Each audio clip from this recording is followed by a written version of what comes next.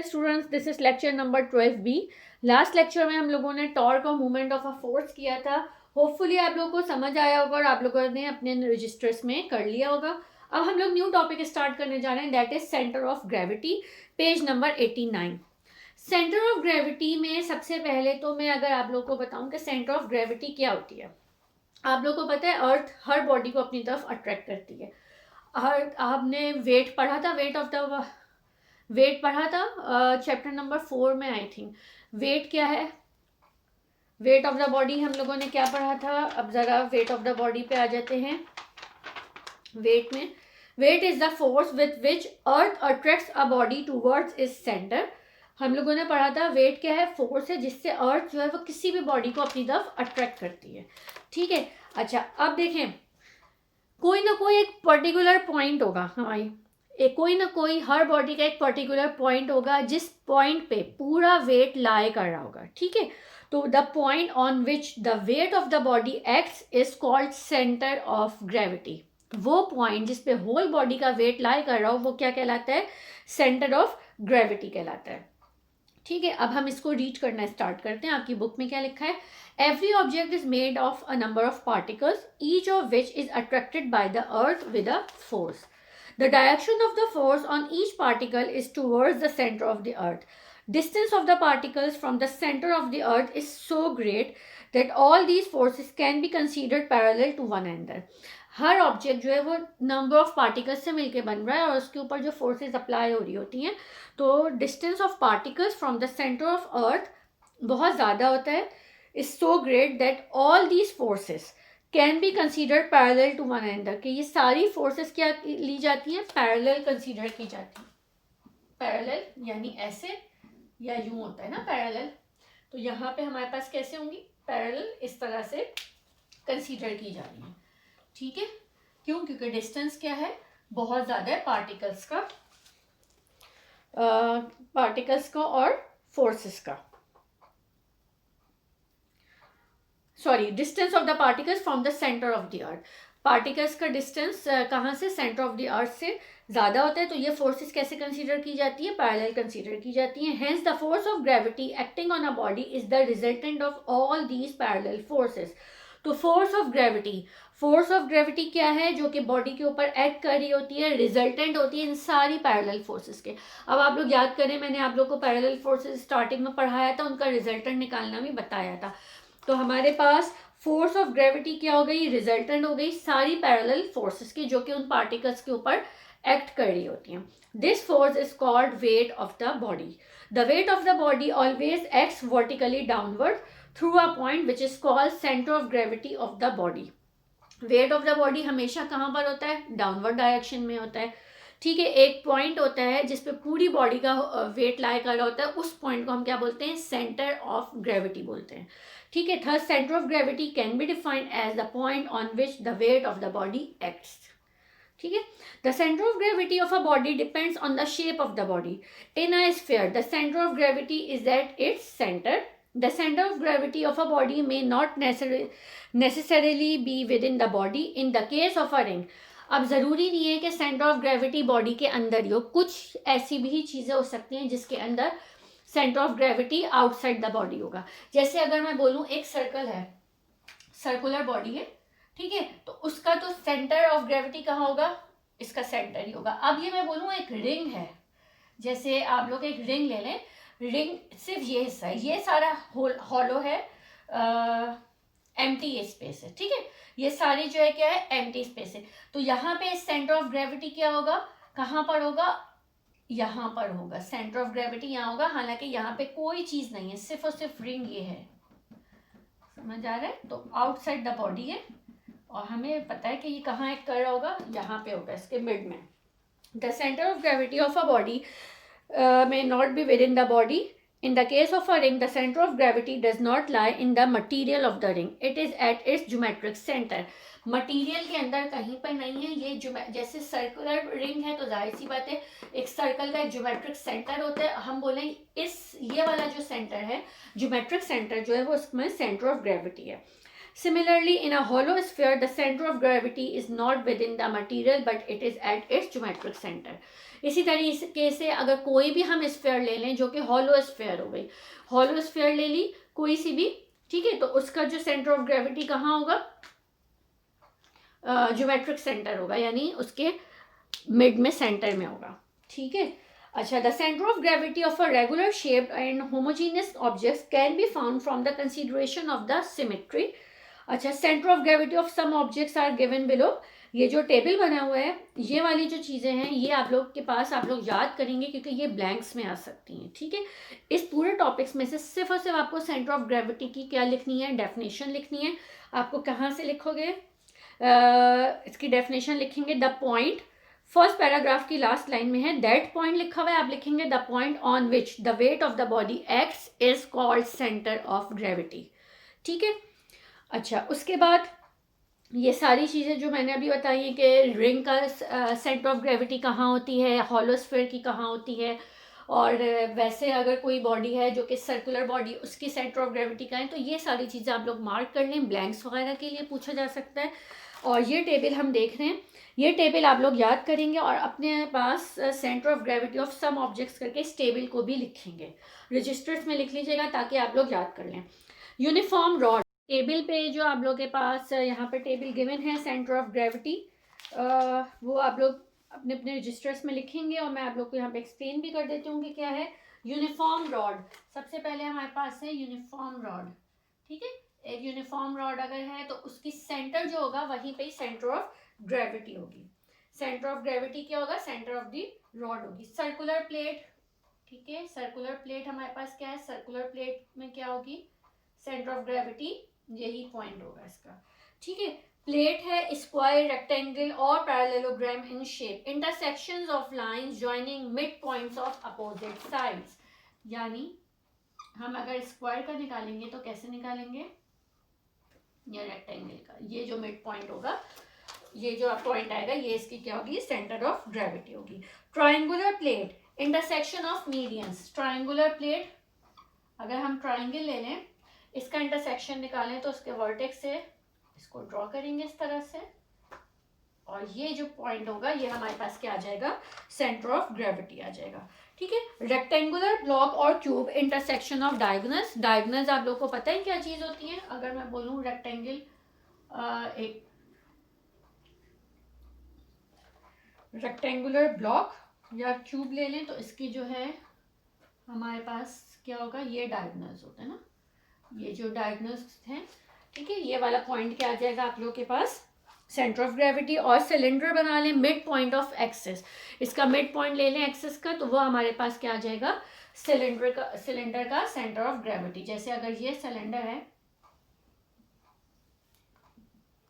ठीक है, तो मिड पॉइंट ऑफ एक्सिस, ये जो चीज़ है वो सेंटर ऑफ ग्रेविटी आ गई, ठीक है।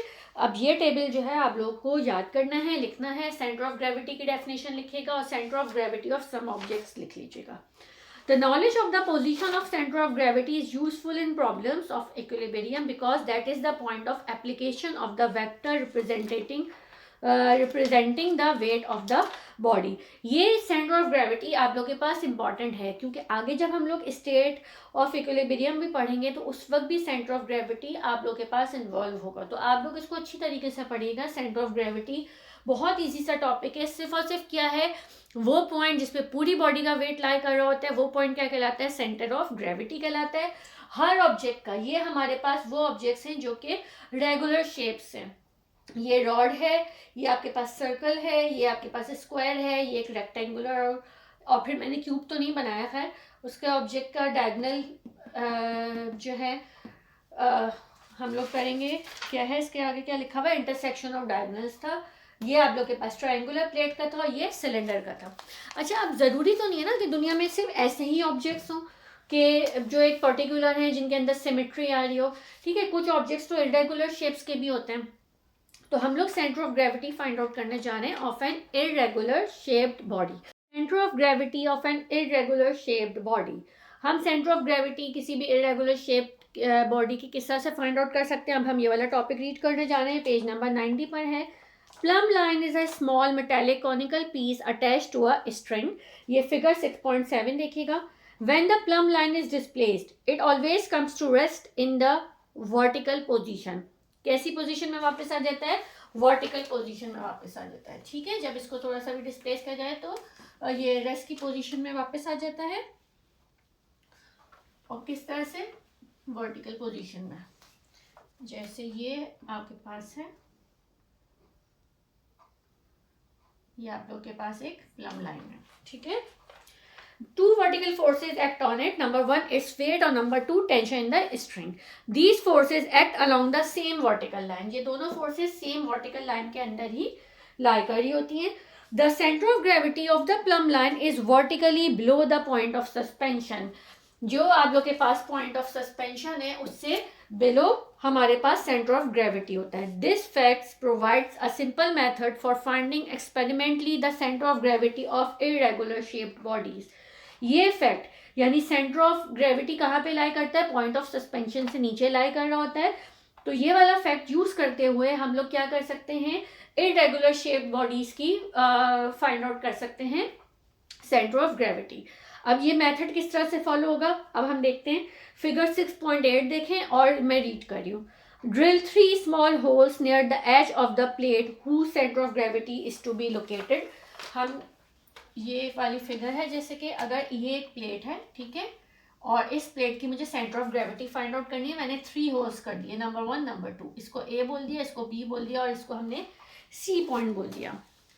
Suspend the plate from a nail FIDE horizontally in a wall using one of the holes से ए. अब हमने इसको ए की तरफ से सबसे पहले हैंग कर लिया.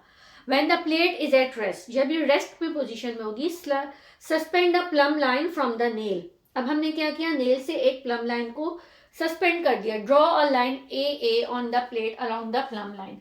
प्लम लाइन आपने यहाँ नेल से यहाँ पे हैंग करी. अब हमने क्या किया? इस प्लेट के ऊपर जैसे स्ट्रेट प्लम लाइन है वर्टिकल, तो आपने ए से ए तक प्लम लाइन हैंग हुई है इसके ऊपर, समझे? सही है. तो आप लोगों ने यहाँ से यहाँ तक हमने क्या बना लिया? एक लाइन ड्रॉ कर ली. जो जिस तरह से डायरेक्शन में प्लम लाइन थी उसी डायरेक्शन में हमने एक लाइन ड्रॉ कर दी. The centre of gravity lies somewhere on the line A A. हमने बोला था पॉइंट ऑफ सस्पेंशन से नीचे लाई करती, यानी इन दो पॉइंट्स के इन बिटवीन कहीं पे सेंटर ऑफ ग्रेविटी लाई कर रही होगी. इसी तरीके से अब आप लोगों को बी पॉइंट से इसको हैंग करें, इस पॉइंट से इसको यहाँ से हैंग करेंगे. ठीक है. इसी तरीके से यहाँ पे नेल है तो सी पॉइंट से इसको हैंग करेंगे. आप अपनी फिगर देख लीजिए. बी से हैंग करेंगे और फिर उसके साथ वही अटैच करेंगे, यानी प्लम लाइन हैंग करेंगे और फिर आप फाइंड आउट करेंगे क्या कहते हैं, बी और बी. और फिर इसी तरीके से सी साइड से हैंग करेंगे और सी जो है वो एक लाइन ड्रॉ कर लेंगे. जहाँ पे ये तीनों इंटरसेक्ट कर रही होंगी, जहाँ पे तीनों इंटरसेक्ट कर रही होंगी हम उसको क्या बोल देंगे? ये क्या चीज़ है? Centre of gravity. Repeat the above procedure with hole B on the nail. Again the centre of gravity must lie somewhere on the line B B. The only point common to the line AA and BB is G. Therefore, this point must be the center of gravity. If the plate is suspended using third hole C, the line CC will also pass through the point G. ठीक है. ये procedure है centre of gravity find out करने का. अब आप लोगों को करना क्या है? आपको सबसे पहले सेंटर ऑफ ग्रेविटी की डेफिनेशन लिखनी है जो कि मैंने स्टार्टिंग में बताई. फिर ये टेबल ड्रॉ करना है एज इट इज़ और ये याद रखना है कि सेंटर ऑफ ग्रेविटी कैसे होता है. फिर आप लिखेंगे centre of gravity of an irregular shaped body. फिर उसकी में आप लोग ड्रिल 3 से लिखेंगे. ठीक है. Drill 3 small holes near the edge से लेकर एंड तक ये लिखेंगे. और तीनों फिगर्स, फिगर 6.8 में 3 फिगर्स बनी है, तीनों फिगर्स बना लेंगे. Centre of gravity of an irregular shape body में ड्रिल से लेकर एंड तक लिखेंगे. ठीक है गाइस, इसमें कोई प्रॉब्लम? अच्छा, प्लम लाइन वाला जो टॉपिक है ये मैं लिखवा नहीं रही हूँ, लेकिन प्लम लाइन वाला जो स्टार्टिंग का फर्स्ट पैराग्राफ है इसको अच्छी तरीके से रीड करेंगे. इसमें से कोई ना कोई ब्लैंक्स बन के आ सकती हैं. ठीक है. अच्छा, नेक्स्ट टॉपिक इज कपल. ये वाला टॉपिक आप लोगों के पास अभी इसमें इंक्लूडेड नहीं है रिड्यूस सिलेबस में, लेकिन एक छोटा सा टॉपिक है तो मैं इसलिए करवाना चाह रही हूँ कि ये आप लोगों के पास ब्लैंक्स में आ सकता है. ठीक है. और ये हमारे पास क्या है? A pair of equal parallel and unlike forces. Pair हो, ठीक है, इक्वल फोर्सेस हो, अनलाइक हो यानी अपोजिट इन डायरेक्शन हो. पहले मैं यहाँ लिख देती कौन सा टॉपिक करने जा रहे हैं?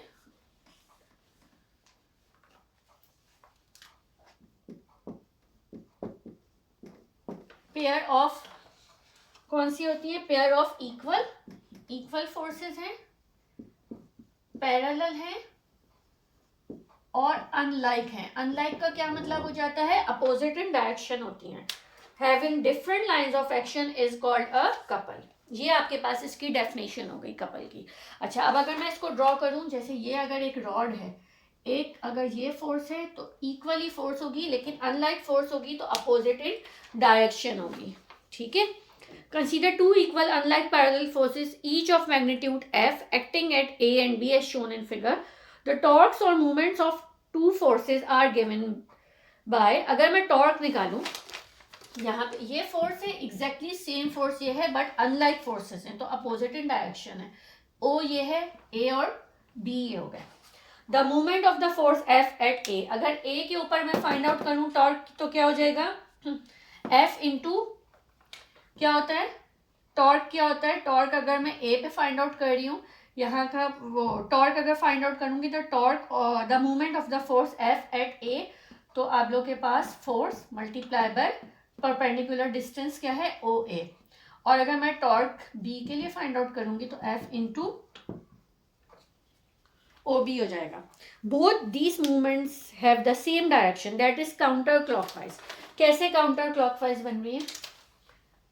ये देखें, इसकी डायरेक्शन यूं जाएगी, ये कैसे जाएगा? अगर मूव करेगा तो इस तरह ही मूव कर सकते ना, तो ये तो अपोजिट डायरेक्शन हो गई किसकी? क्लॉक की। और ये भी ऑब्वियसली यूं ही मूव करेगा, तो दोनों की डायरेक्शन कैसे है? काउंटर क्लॉकवाइज है। ठीक है। So the total movement of the forces is equal to the sum of the two movements. अब अगर आप लोग को याद करें तो मैंने आप लोगों को बताया था दोनों की डायरेक्शंस क्या हैं? काउंटर क्लॉकवाइज है। दोनों क्या हो जाएंगे? टॉर्क पॉजिटिव हो जाएंगे। दोनों को हम लोग पॉजिटिव होने की वजह से दोनों को ऐड अगर कर देते हैं तो F O A multiply F multiply O A plus F multiply O B. F और एफ दोनों में कॉमन है तो आपने एफ कॉमन निकाल लिया और ओ ए और ओ बी दोनों ऐड हो गए, तो ये यहाँ से ओ ए और ये ओ बी, तो टोटल क्या आ जाएगा? ए से लेकर बी तक का डिस्टेंस हो जाएगा। ठीक है। तो movement of the couple, movement of the couple अगर हमें फाइंड आउट करना है तो हम ऐसे फाइंड आउट कर सकते हैं। मूवमेंट ऑफ द कपल किसके बराबर होता है? Force multiply by whole distance. ठीक है। Movement of the couple is equal to the product of one of the forces and the perpendicular distance between line of action of two forces. Movement of couple किसके बराबर हो गया? कोई सी भी एक force ले लें, क्योंकि आपने देख लिया कि प्लस होने के बाद, कॉमन निकलने के बाद एक ही फोर्स बचती है। तो movement of the couple is equal to the product of one of the forces and the perpendicular distance between the line of action of two forces. दो फोर्सेस के लाइन ऑफ एक्शन के in between जो distance होता है, perpendicular distance, उसके equal होती है। This perpendicular distance between the two forces is called the arm of the couple. क्या कहलाती है? आर्म ऑफ द कपल कहलाता है ये डिस्टेंस। ठीक है। Thus the torque or movement of the couple is equal to the product of either force and arm of the couple. Whenever a couple acts on a body, there is rotation only. It should be noted that a couple cannot be balanced by a single force. Couple को balance करने के लिए हमेशा क्या होती हैं? दो forces होती हैं जो कि अनलाइक फोर्सेज होती हैं और equal in magnitude. It can be balanced by an equal and opposite couple. Equal and opposite couple से ही बैलेंस्ड हो सकती है। ठीक है, इसमें कोई मसला? अब ये वाले टॉपिक में आप लोग सबसे पहले कपल की डेफिनेशन लिख लीजिएगा, फिर मूवमेंट ऑफ द कपल लिखेंगे। उससे पहले ये कंसीडर टू इक्वल करके ये वाला टॉपिक लिख लीजिएगा, मूवमेंट ऑफ द कपल की डेफिनेशन लिख लीजिएगा और आर्म ऑफ द कपल की डेफिनेशन भी अलग से लिख लीजिएगा। ठीक है क्लास, इसमें कोई मसला? और ये जो आखिर के 2-3 लाइंस हैं ये आप लोग के पास ब्लैंक्स के लिए इंपॉर्टेंट हो सकती हैं। ठीक है, क्योंकि टॉर्क हमने पढ़ लिया, टॉर्क से ही रिलेट करते हुए ये कपल भी आगे आ जाता है, तो इसमें थोड़ा सा डिफरेंस है। ठीक है, कपल में टॉर्क में आपको सिर्फ एक ही फोर्स की ज़रूरत होती है और एक ही परपेंडिकुलर डिस्टेंस होता है, और कपल में क्या होता है? दो फोर्सेज होती हैं जो कि अनलाइक फोर्सेज होती हैं, दोनों इक्वल होनी चाहिए और दोनों के जो डिस्टेंसेज होते हैं उन दोनों को सम अप करके हम कपल का टॉर्क फाइंड आउट कर सकते हैं। ठीक है, ओके क्लास, अब ये आप लोग अपने रजिस्टर्स में काम कर लीजिएगा, बाकी इंशाल्लाह हम लोग नेक्स्ट क्लास में करते हैं। Okay, thank you.